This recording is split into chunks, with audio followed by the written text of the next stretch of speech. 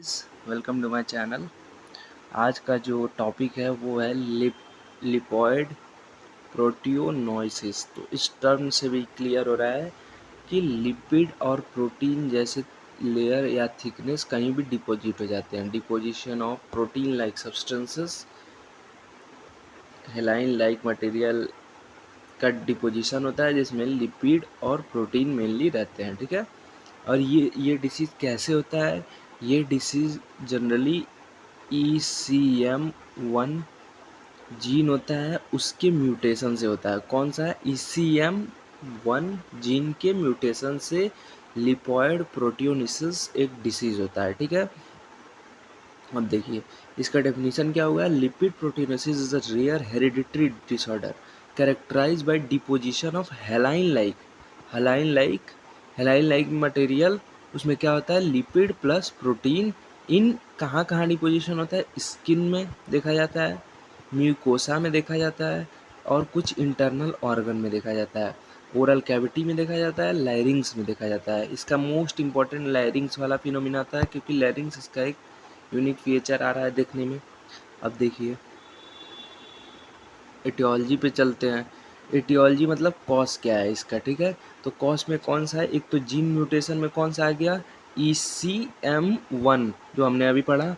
और ये एक ऑटोसोमल रिसेसिव ट्रेड है, मतलब ऑटोसोमल रिसेसिव डिसऑर्डर है। और the abnormal gene causes accumulation of abnormal height. ये तो हो ही गया। अब देखिए क्लिनिकल फीचर इसके क्या है। ठीक है।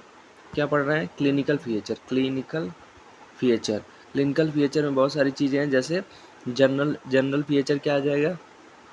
यूजुअली अपीयर इन इन्फेंसी और अर्ली चाइल्डहुड में ही ये सिम्टम देखा जा सकता है। हॉर्सनेस मतलब जो वॉइस होगी वो हॉर्सनेस मतलब भारीपना वॉइस में देखी जाएगी। जो कफ वगैरह में होता है, जब आपको कफ या सर्दी होती है तो आपका आवाज़ थोड़ा भारी हो जाता है, उस तरह का आवाज़ शुरू से ही देखा जाएगा बच्चों में ही। और वो हॉर्सनेस ऑफ वॉइस क्यों होता है? Hoarseness of voice due to laryngeal infiltration. Book में यही दिखा है। ठीक।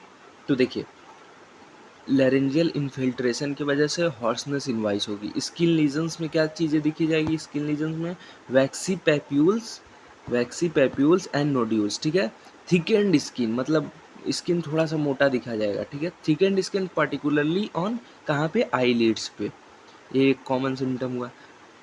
बीडेड आईलिड उसको कहते हैं। ठीक है। स्कैरिंग और infiltration on face and extremities. ठीक है। स्कैरिंग और ये तो हो गया।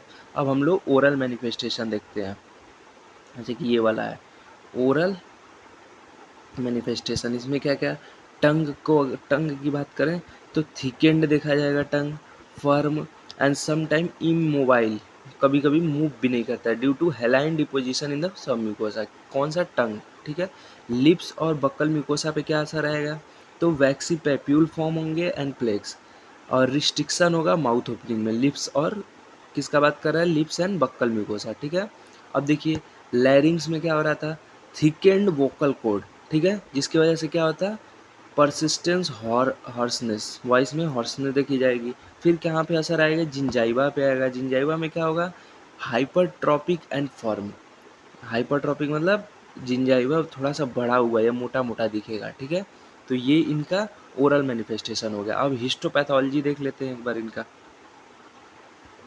हिस्टोपैथोलॉजी में क्या क्या है? हिस्टोपैथोलॉजी में एपिथीलियम जो लेयर रहेगा वो या तो नॉर्मल दिखेगा या स्लाइटली हाइपर कैरोटेनाइज मतलब क्या होगा? अभी जो बाहरी सतह है यहाँ पे और लेयर ऐड हो जाएंगे और ये थोड़ा मोटा अपीयर हो जाएगा। ठीक है। कौन? Epithelium layer. कनेक्टिव टिश्यू में क्या देखा जाएगा? कनेक्टिव टिश्यू में homogeneous eosinophilic hyaline like material deposit around blood vessels, adrenal structures and subepithelial region में। ठीक है। और ये जो होंगे कनेक्टिव टिश्यू में पास पॉजिटिव होंगे।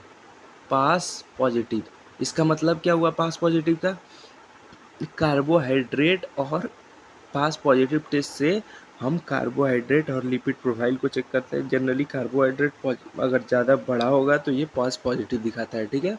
तो ये है स्टेन्स। इनके लिए क्या कौन कौन से यूज होंगे? एक तो पास पॉजिटिव स्टेन यूज होगा। स्टेन पास पॉजिटिव और कॉन्गो रेड नेगेटिव अगर आया तो ये कंफर्म करेगा जो भी है, ठीक है। अब इनकी डायग्नोसिस देख लेते हैं। क्या डायग्नोसिस? डायग्नोसिस ऐसे तो हम लोग पढ़ ही लिए, लेकिन एक बार देख लेते हैं। क्लिनिकल फीचर में क्या क्या हम लोग देख रहे थे? Hoarseness of voice, beaded eyelids, eyelids बढ़ा हुआ दिख रहा था क्योंकि वहाँ पे डिपोजिशन हो जा रहा था। स्किन्स के लेजन्स देखे जाएंगे, ओरल म्यूकोसा में थिकनिंग देखी जाएगी, ठीक है। Confirmed by histopathologic examination and genetic testing, ठीक है। ट्रीटमेंट क्या है? ट्रीटमेंट की बात करें अगर, तो ट्रीटमेंट में कोई डिफिनेटिव क्योर नहीं है इसका, ठीक है। कुछ सिम्प्टोमेटिक ट्रीटमेंट हैं। कौन कौन से हैं? या तो आप सर्जिकल रिमूवल करें जो लेजन्स है उसकी, या फिर वॉइस थेरेपी कराएं जो लैरिंजियल इन्वॉल्वमेंट, लैरिंग्स में जो इन्फिल्ट्रेशन हो जा रहा था जिसकी वजह से हॉर्सनेस ऑफ वॉइस हो रही थी, उसका आप वॉइस थेरेपी कराएं, या फिर डेब्रिमेशन और CO2 लेज़र फॉर स्किन कराएं, ठीक है। आज के लिए इतना ही। अब एक बार हम लोग रिवाइज कर लेते हैं जल्दी से क्या क्या चीज़ें थी। देखिए, ये जो डिसीज़ है कौन सी है? लिपोइड प्रोटियोनिसिस, ठीक है। इसको हेच डिसीज, पता नहीं कौन सा डिसीज करते हैं, भूल गया मैं। तो इस ये क्यों होता है? ECM1 के म्यूटेशन से, ये एक जीन होता है, ठीक है। मेन क्लिनिकल फीचर क्या क्या था इसका? एक तो हॉर्सनेस ऑफ वॉइस। क्यों हॉर्सनेस हो रहा था? लैरिंग्स जो है उनमें इन्फिल्ट्रेशन हो जा रहा था, ठीक है। और क्या क्या हो रहा था? बीडेड आईलिड्स और स्किन लेजन्स देखे जा रहे थे, और म्यूकोसा थिकनिंग देखी जा रही थी। ये सब इसके उसमें आ रहे थे क्लिनिकल फीचर में। और इटियोलॉजी में ECM1 वाला था। और क्या था? ओरल मैनिफेस्टेशन में टंग में क्या असर आ रहा था? थिक एंड फर्म था। लिप्स पे क्या असर आ रहा था? वैक्सी पेप्यूल्स और प्लेक फॉर्म हो रहे थे। लैरिंग्स में क्या हो रहा था? हॉर्सनेस आ रही थी। जिंजाइवा क्या हो रहा था? हाइपर ट्रॉपिक दिख रहा था, ठीक है। और हिस्टोपैथोलॉजी में यही सब है। पास पॉजिटिव था ये, पास पॉजिटिव। और अगर पॉजिटिव, ये कार्बोहाइड्रेट चेक करने के लिए स्टेन्स क्या क्या थे? PAS positive and Congo red negative. ये सारे डायग्नोसिस सारा हो ही गया। अब ट्रीटमेंट क्या था? सिम्टोमेटिक ट्रीटमेंट था, और कोई ट्रीटमेंट डिफिनेटिव ट्रीटमेंट नहीं था। सिम्टोमेटिक में क्या क्या कर रहे थे? सर्जिकल रिमूवल कर रहे थे जो लेजन्स था, वॉइस थेरेपी कर रहे थे लैरिंजियल इन्वॉल्वमेंट का, और क्या कर रहे थे? Dermabrasion of CO2 laser for skin region, मतलब उसको हटा रहे थे, ठीक है। और एक और चीज़ छूट गया था, बेनाइन है बट क्रोनिक कंडीशन में, ठीक है। बेनाइन है ये ट्यूमर, मतलब कोई मेटास्टेसिस शो नहीं कर रहा है, लेकिन ये क्रोनिक कंडीशन है, बहुत लंबा चलता है, ठीक है। तो आज के लिए इतना ही। Thank you guys. और एक मैंने इंस्टा अकाउंट भी बनाया है इस का, तो आप उसको भी जाके फॉलो करिएगा। मैं उसको लिंक डाल दूंगा व्हाट्सएप इसमें ग्रुप में, ठीक है। Thank you guys, thank you so much.